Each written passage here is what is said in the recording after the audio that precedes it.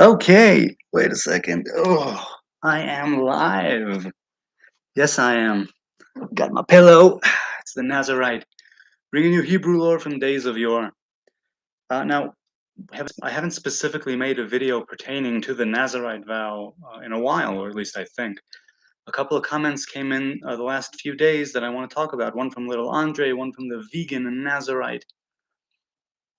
So, Little Andre, because context matters, right? So, Little Andre, as some of you may know, is a Karaite Nazarite in South Africa.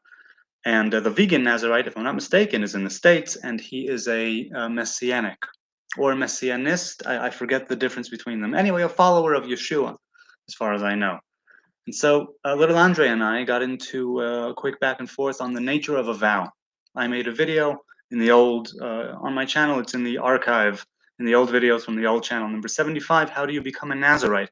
To which little Andre replied, or commented, he had this to say: the moment a Hebrew man or woman decide to stop consuming grapes and to stop cutting and combing his or her hair, one is by definition a Nazarite according to the Hebrew faith. There is no mention of making the vow verbally for the individual, him or herself, anywhere. The Shimshon and Shmuel thing, right, Samson and Samuel, came later when the parents had to verbalize it, but not the individual. So I disagreed with him. Because a vow, by definition in the Torah, is something which comes out of your lips. It is speech. So I told him that a vow specifically is mentioned in Numbers 6, right? In the beginning of the portion of the Nazarite vow, Parashat Nazir. And he said, I agree, but one can vow to do something without uttering any words. Now, here, there's a concept in halacha called a chazakah. A chazakah, what would be a good translation? It escapes me now. Maybe it'll show up later. But something which is regular. There is a custom, to some people anyway, Jews in Israel and outside of it, if they say they're going to do something, or if something is done once or twice, they utter the words bli neder, making no vow. The reason people say bli neder is because they wouldn't want to say something which might be constituted as a vow, a binding thing. Now, this isn't some sort of a loophole. People say it like on the regular. Even in such trivial things like, hey, you want to meet up later? Yeah, I'll be there at 6 p.m. Bli neder, right? That's people say that as a regular thing. This idea of a vow escaping the lips, or escaping, exiting the lips. So he says you can do it without any words. Now, there is this idea of a chazakah, a regularity, for lack of a better term right now, meaning something that you do once or twice or thrice consecutively, it's then you are sort of beholden to it. And some people, if they're going to do something once, twice, or thrice, but they don't mean to do it forever, they will also employ this bli neder thing, where you state outright, verbally, that this is not a vow. This is not something which is binding. I'm not beholden to this activity, this thing. I mean, the halachas on oaths and vows is vast. I wouldn't presume to know it all.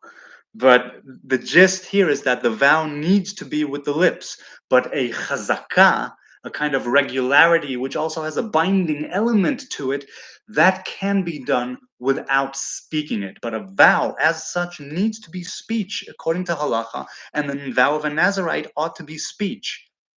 So the back and forth here continued. Hold on.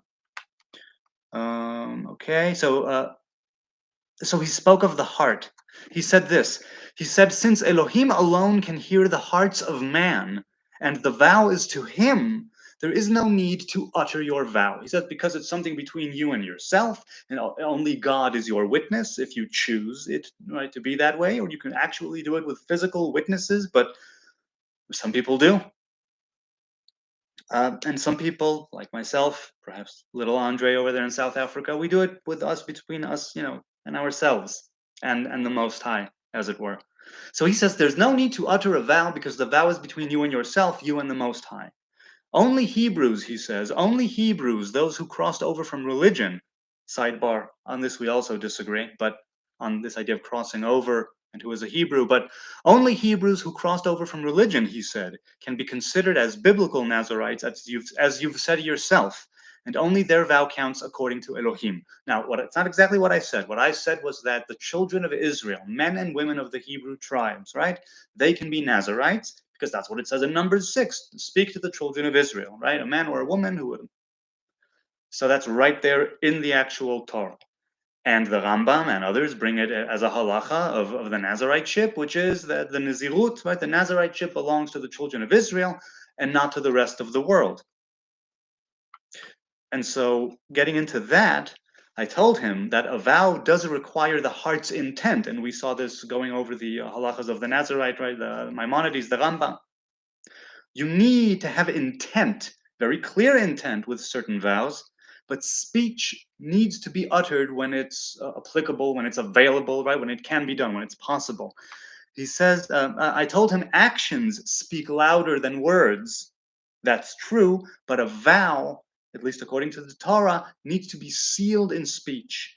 This idea of what goes on in the mind being translated through speech is there is a part of the mind connected to the divine feminine, and there is the lips also connected to the divine feminine, and right, one is the mother, one is the daughter.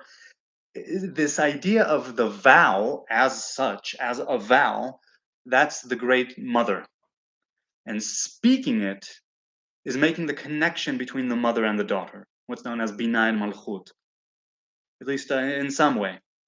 And so a neder, a vow, unlike an oath, is something where you need to speak it, and it's something which you allow, which you don't allow, which you abstain from. It's not a yes or no question. It's not an issue of true or false like with an oath. It's a question of what is it that you want? What is that which is in your heart and in your mind that is being now well communicated, sent out into the world through speech, and it's something binding. Night night. And it's something. If I'm too loud, tell me, boy. Oh, no, it's okay. Okay, thank you, my dear. Okay, so he said, little Andre said, the reason I also said as soon as they decide to only do those two things is because nowadays there is no temple, and in my view, no need to abstain from being defiled by the dead. Now, there are four types of Nazarites according to the Torah, according to halacha rather, not the Torah, according to halacha.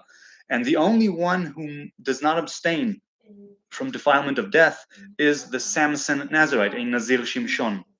Right? He had the two prohibitions, right? The hair and anything of the grapevine, but not death. The Nazir, the Samson Nazarite can be defiled by death, and this is from the beginning, from the get-go. So let's see. Now, one more thing where he retorted, and I think that is it for this back and forth, and then I'll move on to the vegan Nazarite. So he says this. He closed with this. He said, as I see it, an oath is something you swear, a vow is something you do or don't do, like taking a vow of silence. He says, how are you going to vow with your speech to be silent if you're planning to stop talking from that moment? Well, this is very, very clear. The moment you utter the vow is then binding. Until you utter it, it's not binding. Love you too, baby. Until you utter it, it's not binding. And he says that this specific vow, right, the Nazarite vow, which is to him and only between you and him in any way. So he says, if you vow to be a Nazarite for 36 days, right, like at the time of the temple, he says, who's going to count it? It's you. You're the one who's counting it. So why is it that you need to make it? Because you know in your heart. But again, we disagree on this. I see a direct connection between the mind and between speech insofar as a vow is concerned. Obviously, there's many things having to do with anatomy and physiology. Go on. Go on. Off to bed. But going over into actions, he says, is what really counts to Elohim. What really counts to Elohim, many people have spoken of what matters to God. Now, I don't know what matters to God, because all I know is how God reveals himself to me. And what matters in this life is indeed action. Intent matters, right? The matters of the mind, the matters of the heart, they matter. There's substance there. To have it translate into action, right? Into speech, into doing. And I spoke of this in the in a video, right? A video recently on Homo sapien and Homo faber, right? Thinking man, creating man. All right, let's see if there's anything in the chat. Okay, a lot of stuff going on in the chat. So I'm going to say that I hope that with this chat here, I hope I do get to what the Vegan Nazarite had to say on vinegar. But if not, then I spoke for 10 minutes on the little Andre thing back and forth. So to the chat, Jamal is here. Hello, Jamal. Good to see you. If you're still here, hello, Lisa. Hello, Ariel. Hello, Paula. Hello, SZ. SZ. Wait, was it SZ? That's, I don't know if, does that ring a bell? Does it not ring a bell? There are no bells. There are no rings. Okay, let's see. So hello to you good people there. I got 3 people here where it says 3 and 2 likes, and I appreciate it. So let's see. Chazaka, halachic presumption. Yes, a presumption. It's presumed to go on that way. Yes. Lisa says, I agree with you because your lips must proclaim the vow. I hear you. Right, vows in a wedding are said out loud, says Lisa Freyne. There's no such thing as standing there just staring at one another. You have to speak, I do. Yeah, you have to speak it. And when you sanctify, with whatever it is you choose to sanctify the bride, with whatever, it needs to be something which is also uttered. But you can sanctify and consecrate your bride with sexual intercourse. That's one of the ways, not less in modern times. Now it's traditionally a ring that I give her, which I did. She gave me mine months later. And I've spoken of that in the past. Okay, so let's see. Right, right to speak it. Yeah, Ariel says, "Hey guys, I know it is all right to pray inside your head and in your own language. So I struggle to understand why a vow must be spoken out loud. Prayer and a vow is not the same thing because prayer is something that's more closely situated with, I guess, with malchut." With the daughter, right? With the lower feminine. A vow, it comes from the higher feminine, and you need to make that connection with your mind and your heart and your mouth. Now, there are times halachically where you ought to pray in your head and not out loud. Let's say that you're next to a pile of dog poop and you're not allowed to utter the name of God in proximity to that. Then, if you're in that situation and you cannot escape it for whatever reason and you can't cover it, you can't do this or that, then you can do certain things in your mind and it counts. Prayer and vows, and nothing against mute people or those who are hard of speech or have speech impediments. Things can stay in the heart, yes. Things can stay in the mind, yes. As for a vow, I wrote to him that the speech must be speech when possible. If it's not possible for whatever reason, then obviously there is validity and merit to the heart and the mind and the action, which is a constitute of that, right? Which is the result of that. Honey, I'm broadcasting. Honey, I'm broadcasting, so I can't right now. Ask your mama if she's up for it. Laila tov. So yes, there are times halachically where you are supposed to keep it in your head and in your own language. Why a vow must be spoken out loud. Okay, you know what? That's, well, in the end of this or whenever, do let me know in the comments or here in the chat if you understand my point of view a little bit more. I'm not ruling yours out, obviously. This is how I pray, by the way. Well, I love praying out loud always. My speech is something so that I cherish and that I value. And there are times, obviously, when it's in your head, because as it goes from your mind to your mouth, it's already being censored. Because your mind sometimes is going a mile a minute. And when you narrow down your speech to something, it's that hourglass thing where from the mind, it whittles down into speech, but then it opens up again to this wonder, which is human communication, right? This wonder, which is language. which is what's right, which is what brings things into being according to the Bible. And there's, well, so much there. Lisa says, Ariel, I would think, she says, for the same reason we ask Hashem for things, even though he already knows what we need, but we still must ask, so we are acknowledging him. I like that, yes. Something along those lines of bringing it into being through speech, not having it contained, right? The mind is covered. The brain is covered, right? And there are all the layers and the bones and the skull, right? And the heart has its cover and the sac, right, that it sits in, and it's got all these chambers and things. But speech is something which can be very rigid and surgical, but also very spontaneous and freeform. My hitbodedut, my prayer for years and years, as those who may follow know, has been hitbodedut, has been almost all freeform speech. This acknowledgement. I hear you, Lisa. I hear what you're saying. Paula says, or Robert, can you speak of the left and right pillar, Yachin and Boaz, that King Solomon named Yachin? It's not Yochan, it's Yachin and Boaz, which in the Hebrew tongue means God strengthens and God did it all. Yeah, Boaz, that God has strength, or in him is strength, or through him is strength. And Yachin, right, which is prepared or made ready or did it all. Yes. I'll speak of it briefly. The Yachin and Boaz, Yachin and Boaz are the left, are the in the tree of life, right? There's the left and right pillar, which are signified by the hands, right? That's kindness and judgment, chesed and gvura. And there is the lower pillars, our thighs, which is known as netzach and hod. The these are things which, speaking of actions being louder than words, and actions being this kind of insignia of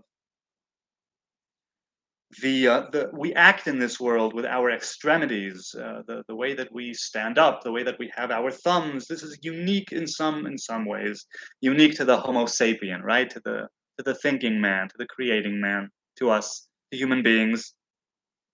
The the pillars which King Solomon erected there are kind of, well, first they have to do with prophecy, and in the way that God was revealed in that temple every day, 3 times a year, and once every 7 years to the people, right? Every day to the Israelites and Levites and priests who were there. Every, right, 3 times a year during the festivals, and once every 7 years when it was Hakel, when all of the people would be summoned once every 7 years to the temple. Yachin and Boaz, Netzach and Hod, are called Trein Re'in de la Mitparshin. They are two friends which do not part. And the thing with Yachin and Boaz is that even though they are right and left, the right has a bit of the left in it, and the left has a bit of a right in it. And they exist in a kind of harmony as left, right, right, left, and that they go together. Two friends that do not part. Netzach v'hod being that which we stand on, right? Our thighs, our legs, but our thighs, yerechaim. That's what we stand on, you know? It carries our weight, if I'm not mistaken. Well, I don't know the weight distribution. Maybe it all, right, is concentrated in the heel. That's lower, like anatomically, but I think it's our thighs, right? That I don't know. Anyway, our lower half carries us. The lower half, having to do more with the animal part of us, carries the higher half, right? The brain, the heart, the stomach, right? That does all of the refining and the discerning. Yachin and Boaz are what we stand on, and the idea of strength and the idea of that which is prepared, right? Yachin, Boaz, trying not to get too over, to like overshoot or whatever. I'll just repeat briefly, right? It has to do with prophecy, and it has to do with integration and with harmony. Netzach v'hod, Yachin and Boaz, right? It's the left pillar has a bit of the right, and the right pillar has a bit of the left. And they too exist in parallel, and they work as one. They work as one, coming down to the ninth sphira, coming down to Yesod, coming down to the foundation. Yachin and Boaz form, right, or they seep into, right, they influence the foundation on which it all stands in a big way. I think I'll leave it at that. I think I'll leave it at that. No, yes, I'll leave it at that just because different things are going through my head. But I'm torn because on the one hand, all I said was it has to do with prophecy and it has to do with sort of the foundation and something to do with the revelation which was manifested in the temple. But did I really say anything concrete which you can actually use? No.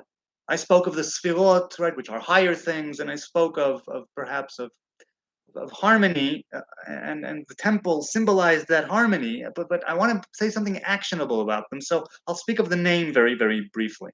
Yachin and Boaz.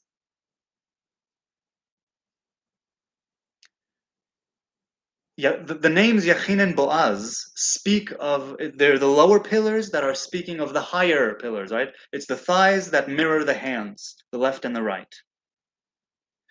And we, at least as Hebrew people, and to each his own, and maybe the human race at large, we are called more often than not to follow or formulate, not necessarily follow, but formulate for ourselves a middle path, a middle pillar. So if there's something actionable that comes out of there, is that through the erection of Yachin and Boaz at the temple, we can, yes, erection. We can learn that in order for a foundation to be strong, it needs to be harmonious. So take that as something perhaps actionable. Let's see. And thank you, Robert or Paula. I don't know a lot about Yachin and Boaz. So I hope that the little bit that I spoke of here was of value. And a great question, or something to address. That was really cool. Thank you for that. Ariel says, will you be encouraging your children to pursue the same vow? Only if they come to me, because it's a vow that, in my experience, speaking with others, people are called to. They feel called to it. So if they feel called to it, I'll definitely encourage them to give it thought, give it time, and then do it. Yes, this world, I think, could use more Nazarites, only because then there is more of a chance of Nazarites congregating, and when you have that, then there could be something really, really special. Not to say that it would be different or better, but a congregation of Nazarites in Israel, at least, hasn't been seen for ages and ages and ages. You know, like many centuries, I would think. Not millennia, but centuries. So if they are encouraged to do it externally, or internally, I will be there to definitely encourage them along the way. Ariel, I think Jonathan is the type to let people find their own paths. Yeah, I suppose. This is Robert. The verses are in 2 Chronicles. So wait, which verses are you referring to? Are you talking about Yachin and Boaz, or are you talking about something else? Oh, it's Sam Zimmerman. Hello, hello, hello. It's Sam Zimmerman. Wow, I haven't seen you here in a long time. Thanks for being here. A bell was rung, says Sam Zimmerman. Ariel says, yeah, the bell was rung. Ariel says, I thought of something today while gardening, which I think you will appreciate hearing about. We'll get to it in a bit. Cooking also and preparing my fireplace also currently. Well, good for you, man. Sounds like you're in for a fun evening. Shalom, says Khalid bin Walid. Hello, hello. I believe you must speak and work for your prayers. What do you mean by working for your prayers? That's an interesting way to phrase anything to do with prayer. And I'll tell you why. Because our sages say that tefillah, that prayer, is avodah shebalev. It's the working of the heart. It's the ritual worship of the heart. Avodah shebalev, working or ritual worship of the heart. Which is why I'm really, really curious about what you mean when you say that it's work for your prayers. Dude, Sam Zimmerman is back, says Robert Harrison, who is back in his own nickname, his own username. Robert continues and says, in Nehemiah, Ezra, and Second Chronicles, oh, that's it, talking about a group of people that was with Israel wherever they went, but wasn't Israel, right? So that we're talking about, again, back talking about the stranger, right? Ger Tzedek, Ger Toshav, that whole thing. I hear you. Oregon Freebird, hello, Karen. Hello, hello, hello. Says, I made a vow to Elohim once. I did regret it after a while. So when it came time to move on, I said, no vows this time. If it is your will, then it will happen. If it is not, then it won't. Well, Oregon Freebird, okay, I hear you. I've done the same thing. And if you ever want to go the halachic orthodox path, you gather a tribunal, a court, which is a minimum of 3 men over 13. Again, halachically. And you can annul your vow in front of them. Or if you want, it can be 10 people, a minyan, as they say. But you doing it with yourself in the same way that you did it with yourself, regret, I hear you. I hear you. Robert says, I wonder why King Solomon bought the kings of Syria and other kings' horses from Egypt. Yochin and Boaz, if I had twins, I would name them that. Yachin and Boaz. That's a great name for twins. Tren re'in de la mitparshin. Ironic, because Yachin and Boaz are two friends which do not part, and twins are two friends, who are one which did part. If they're identical twins, at any rate, and if or if they're not, they were one and then they part. If I'm not mistaken, right? Although Ariel says, I am not a preacher of any kind, and I am happy for people to pursue their own paths. I like to do what I can to encourage people to pursue a relationship with God. And I think that the common Orthodox prayer arrangement could be off-putting for some people. So what is it that you feel is off-putting in the Orthodox prayers? And is it more the modern day prayers or the more ancient, first and second temple era prayers? Which ones do you consider to be turnoffs? I'm curious. And I sort of understand, although I was able, in the times when I was going to synagogue regularly, before I went to like almost exclusively hitbodedut, right, spontaneous prayer, I did manage to find myself to a great degree in the words of our sages. Now, for instance, when I'm at the office and we daven the midday prayer, right? We pray the midday prayer in the office if we have 10 people, 10 men, because sometimes people leave, they're in a meeting. I don't know what. If we have 10 men, we organize a prayer. I'm always happy to pitch in, to do my part, and I'll answer amen where I ought, because I believe in that. But my prayers are still spontaneous prayers within the communal, right, group prayer. I still don't. I don't pray the 19 blessing, right? The Shmoneh Esrei. I don't pray. I don't pray this. I don't pray the silent prayer that's in the prayer book. I do my own silent prayer when everyone's in silent prayer as one. So let's see. Robert says, "Who was the wonderful composer on Friday's short in the background?" The wonderful composer on Friday's short. I don't remember what I was listening to. Oh, I remember. It was wait, I was here, right? Or somewhere. Well, if it I think it was my younger one who was playing the piano at the time. SD says, Ariel, then hitbodedut could work well for you. Yes, it could. It definitely could. Yonatan ben Ira, that's me. That's my father. So let's see. Robert says, just read also in Second Chronicles how when King Solomon got done praying, fire came down from heaven. Yes. It's it's also it's also what happened in the Torah, right? When Aaron did his thing and then he blessed the people. and the fire, or right beforehand, the fire comes down, and then vayaronu vayiplu al pnehem, right? They exalted the God, and they fell on their faces, right? They prostrated themselves. Sam Zimmerman says, although you now live ba'aretz, yes, I do. I'm in the Holy Land. Do you find it difficult to connect to the spiritual community since you don't go to shul anymore?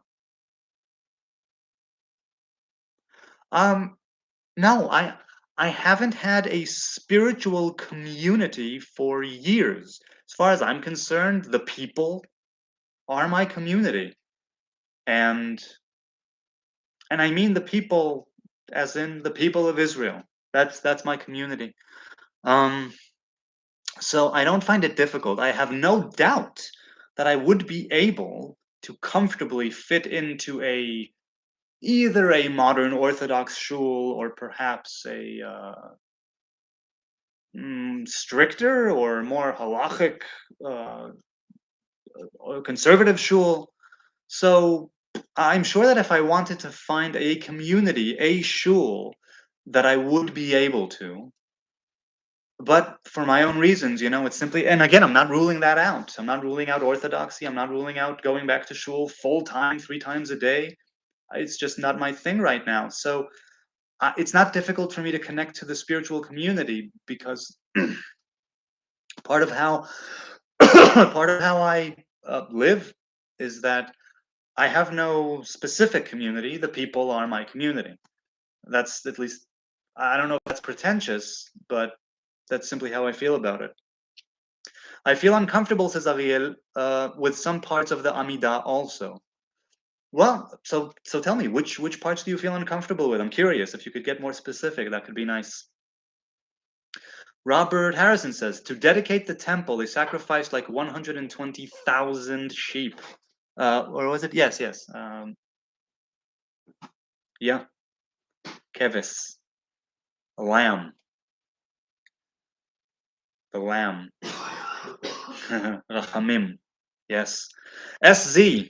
Sam Zimmerman says, right. So being in the land satisfies that within you. Makes a lot of sense. The community is literally all around you. Yes, it is. It really, really is. I love walking. Look, people, it's been 6 months and I'm still really awed sometimes when I walk around and there's Hebrew everywhere. And I walk around and I hear Hebrew everywhere. And it's enlivening, only compared to the Netherlands, right? And the Netherlands had its own vibe, but there's nothing quite like Israel. And I'm not a very traveled or learned individual. I'm not an educated man, right? I just know what I like, and I like Israel. I do. I'm very fond of this place, very much. Robert says, were I think you were connected to the spiritual community in the Netherlands. Well, I made my own little group there, right? The Messianic that I was speaking with, Asaf, and the Christians that I was speaking with there, I was meeting them in a coffee shop sometimes, or I had a chavruta, a Mishnah chavruta on Zoom. But mostly, hey, my spiritual community during my time in the Netherlands was this channel, was you guys.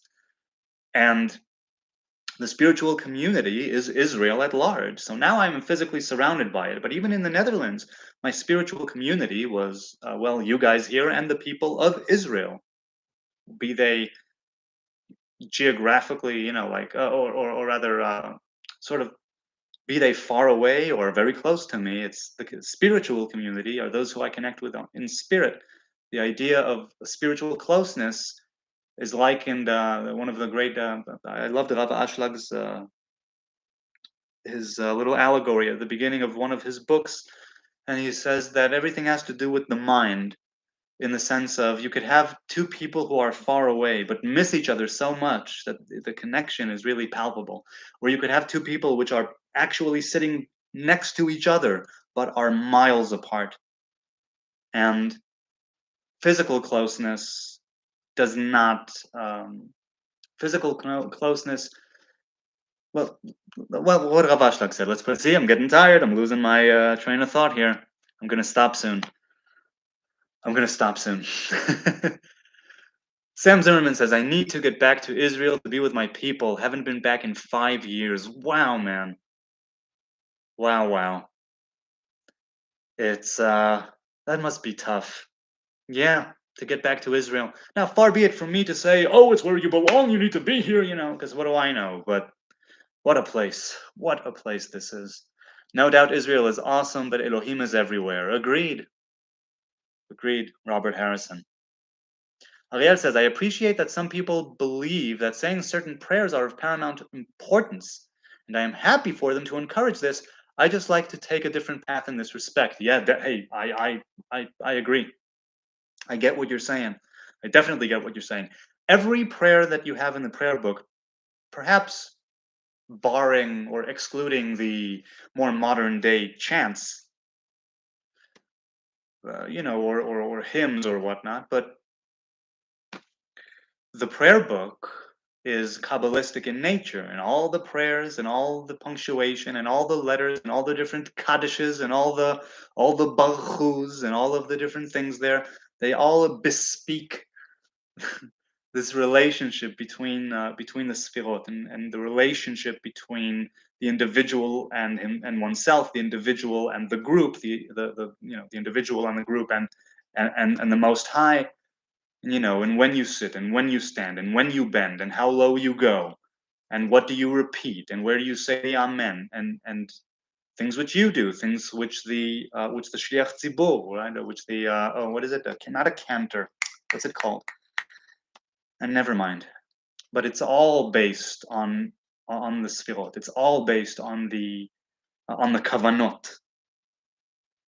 Now again, I'm not a kabbalist, so I don't do the kavanot, right, but there's definitely a lot of kavanah, a lot of intent. Hey, Jesus is here. Hey, Jesus, sup with you. I think I am gonna go soon. I don't want to. I'm having so much fun, but you people deserve my full attention, my undivided attention, and you deserve having me in sound mind and judgment. If ever that is the case, then it should be the case when I'm addressing things that you're saying, because you good people are taking the time out of your busy days and nights, wherever you are right now, to tune in, to leave, to comment or to speak in the chat, and I really do want to honor that with the utmost attention and not half-ass it. So I'm going to say goodbye soon. Just one more thing from Sam Zimmerman. But you're not a messianic. No, I'm not. So it must fit better actually being amongst Yidden. Yes, it does. Yes, it does. I love it. I truly do. So many grievances people have with the Hebrew people, even amongst ourselves, right? And all the tribal war and sibling rivalry and going on, and Yehuda and Israel and all that. But there's nothing like being among your people. And this is kind of, I'm still, I'll tell you, it's been 2.5 weeks, I think, since I went to see that Nazarite in the old city, Rabbi Yoshua Friedman. I'm still riding on that high. Let me tell you, I'm still riding that high of getting these two new books on the Nazarite chip that I have and that I've been reading, and meeting with that Nazarite rabbi 2.5 weeks ago, and hopefully meeting with that second Nazarite rabbi next week or sometime soon in the future. I am really still excited about that. So I see it as a good omen. I see it as, well, just personally, it helps. Speaking of connection, of finding a connection and a spiritual community, the people, as I say, I strive. Let's say, and that's the mindset, right? That the people are my community. But to meet an actual Nazarite and an Orthodox rabbi at that, from the Temple Institute, it's like, how awesome that I should live to meet and speak and engage with another Nazarite and read their writings. It's very cool. Happy to be alive. Cliche though it may sound. I'm going to say goodnight. I want to thank you again. And I'm sorry that I can't take the rest of the questions or comments or things here now.